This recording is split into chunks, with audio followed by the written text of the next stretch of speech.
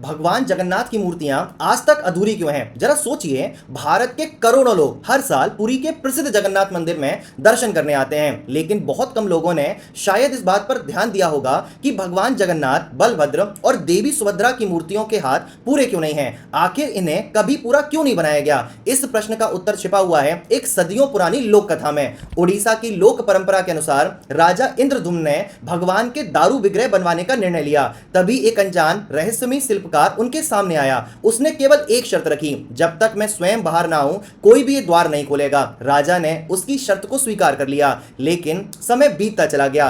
कई दिन बीत गए, कई सप्ताह बीत गए, लेकिन भीतर से कोई आवाज नहीं आई। राजा इंद्रदुम्न चिंतित हो उठे। आखिरकार उन्होंने द्वार खुलवा दिया, लेकिन भीतर का दृश्य देखकर राजा स्तब्ध रह गए। प्रतिमाएं अभी अधूरी थीं और शिल्पकार गायब था। आखिर वो शिल्पकार था कौन? उड़ीसा की लोक परंपरा कहती है वो रहस्यमयी शिल्पकार स्वयं भगवान विश्वकर्मा थे। मान्यता यह है कि जैसे ही राजा ने अपना वचन तोड़ा, विश्वकर्मा वहीं से अदृश्य हो गए और प्रतिमाओं का निर्माण हमेशा हमेशा के लिए अधूरा रह गया। लेकिन फिर उन्हीं अधूरी प्रतिमाओं का क्या हुआ? लोक कथा यह कहती है कि भगवान जगन्नाथ, बलभद्र और देवी सुभद्रा उसी विशिष्ट रूप में वहां विराजमान रहे और तभी से जगन्नाथ परंपरा में इन्हीं दारू विग्रहों के पारंपरिक स्वरूप की पूजा की जाती है। लेकिन क्या इतिहास भी यही कहता है? इतिहासकार इस लोक कथा की तो पुष्टि नहीं करते।